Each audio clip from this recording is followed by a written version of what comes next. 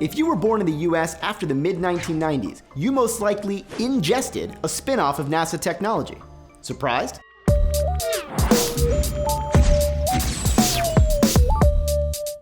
NASA spin-offs are everywhere. Ready? Let's see how many of these you've heard of before. Problem: say you're an astronaut working outside the ISS using a wrench for hours at a time while wearing a bulky spacesuit. What do you do when your hand inevitably gets tired and you start losing grip strength? NASA's answer? How about not getting tired in the first place? NASA has developed a prototype robo-glove that actually amplifies the human grip. They modeled it on the robotic hand of something else pretty cool, the robotic astronaut, or robonaut, which has already been tested on the ISS.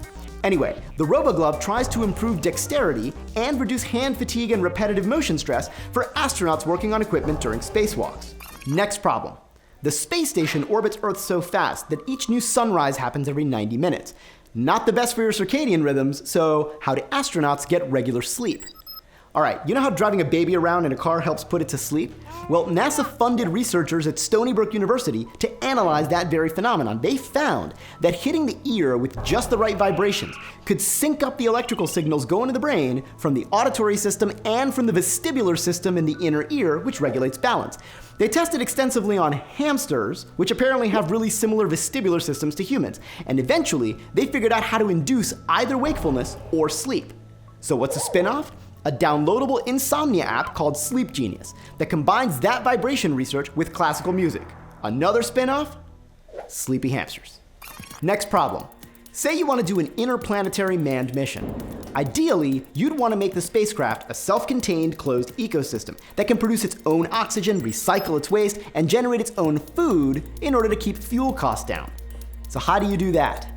Well, back in the 80s, NASA experimented to see if microalgae could help. Think about it. Algae eat waste, make oxygen, and some can even make nutritional molecules. Now, after NASA's initial interest faded, some of the researchers kept the project going and realized that certain species of algae could synthesize a compound found in human breast milk called DHA, which turns out to be important for brain development in babies. Today, this microalgae derivative is in over 90% of the baby formula sold in the US, and nearly 2/3 of the baby formula sold worldwide. So, if you were born after the mid-1990s and went for the bottle over the boob, even once, you, my friend, drank NASA tech. Next up, you know those gantries on launch platforms? The ones that feed the rockets fuel and electricity through these fat umbilical cables? Okay, just before and during blastoff, the vibrations from a rocket engine are insane. So, how do you keep that gantry from shaking to pieces? And not just that, how do you get it to actually detach and fall away smoothly without swinging all over the place? Answer: with the best shock absorbers ever. And if you can dampen the vibrations from a firing rocket, how about dampening the vibrations from earthquakes? The same company that developed NASA's gantry shock absorbers modified the technology and installed it in buildings, in places that get lots of tremors like Tokyo and San Francisco. So that's right, the NASA spinoff in this case is earthquake-proof buildings. And so far, of the hundreds of buildings in which the dampeners have been installed, none have suffered even minor damage during a quake. Next problem. A space shuttle takeoff. It feels like about 3 Gs for the astronauts on board. Now during takeoff, they're all seated, kind of on their backs. So what material do you make those seats out of that would be firm enough to give support, but also have enough give that it wouldn't apply weird pressure points? Memory foam sounds like a pretty good candidate, right? Like in Tempur-Pedic beds? Well, where do you think memory foam came from? You got it, NASA. Now a really big problem. Astronauts in microgravity lose bone density 10 times faster than people on Earth with osteoporosis do. Muscle loss is also a major problem. So, how do you keep astronauts from falling apart in orbit? Answer: a chair that exercises for them. NASA funded some university researchers to experiment with targeted high-frequency vibrations that trick bones into thinking they're carrying weight so they won't deteriorate.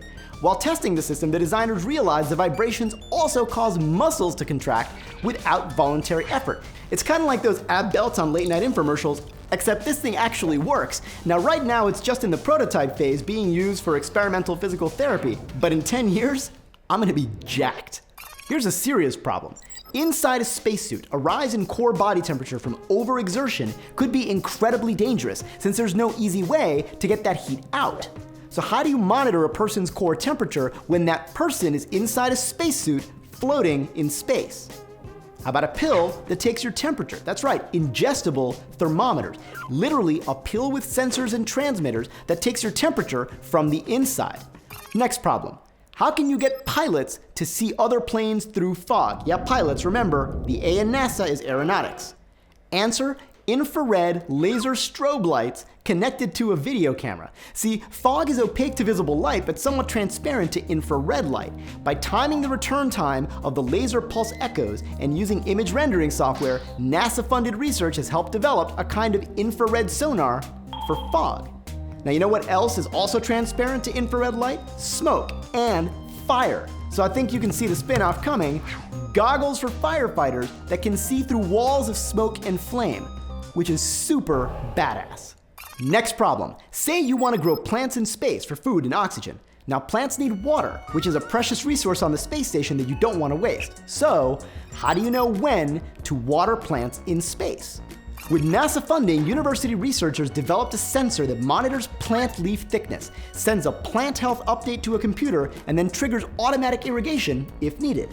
The spin-off? No-brainer, put the system on farms.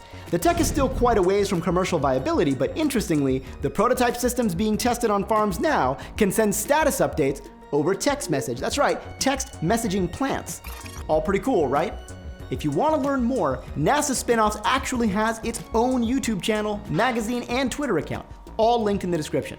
Let us know your favorite spinoff, or let us know any good ones we missed down in the comments. We might shout you out on the next episode of Spacetime. Last week we asked whether the first Mars mission should be all women. I'll get to your comments in a second, but first, two announcements. One, we want to poll you guys about episode topic categories for the show. So please click on the link below and let us know the kind of material that you'd like to see on Spacetime. Second, in next week's episode, I'll be explaining some more relativity stuff. Not directly time and space things, something else. But there will be a challenge question posed at the end of next week's episode, so please tune in.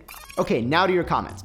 Magnus Wallentin and Jose Garcia both asked why I don't use the metric system. I do, almost always. I was talking about metric tons the whole episode. But NASA astronaut height requirements happen to be quoted in inches, so I reported them the same way. Sango Productions 21 checked a lot of our sources and did some great additional research. Awesome. More of you should do that, not just on this show, but everything else you see on YouTube. But Sango brought up 2 points I want to mention specifically. First, Sango said maybe all men would require less radiation shielding, which would also reduce mass and cost of the trip. I don't think it really works that way. Radiation is more of an all or nothing proposition or close to that, so either you protect everyone or you can't send anyone. But second, Sango points out that the vision impairment research could be interpreted as indicating that vision issues are age-related rather than sex-related, and that may be true. We don't know. Lack of data, particularly on women, is a major limitation. Now, we don't know that women are immune to vision problems. That's true, and I didn't mean to imply that, but they might be significantly less susceptible. And the point of the episode was to stimulate discussion about how you do cost-benefit analysis and weigh relative risks precisely when you have limited data. You know what I mean? I think a lot of you missed this point. For instance, Mark Arandius and others said that we should send the most qualified people, period. But qualifications have never been the issue. I assumed from the outset that there are ample numbers of equally qualified men and women for every role. The question is how you choose from within that pool to minimize risk and maximize success. Lutrinarius and Frosty pointed out that we should send men and women in order to collect more data on long-term space travel for both sexes. And 99 Sin said that this whole thing seems to boil down to weighing the value of data collection against minimizing mission risk and cost. I fully agree. But Insa Dream Factory put a twist on this by pointing out that an all-woman crew might increase mission risk. There might be long-term negative effects to which women are more susceptible that we haven't even seen yet, and a mixed-sex crew could mitigate the risk of these unknown unknowns. That's an excellent argument. Oban Dorg asked why I didn't bring up osteoporosis as a bigger negative for women, and the reason is that spaceflight basically gives everyone the equivalent of osteoporosis, and so far, men and women seem equally susceptible. It's a tie. Talia Enright pointed out that all these arguments could apply to a #OccupyVenus Cloud City mission. Agreed, but Venus missions are shorter, so the relative cost savings of all-female crews start to become less significant. Finally, Dylan Ballantine brought up science rap topic suggestions since I speak so fast, but PBS already has a science rap show on YouTube. It's called Coma Niddy, hosted by Mike Wilson. The link is below. You should check it out.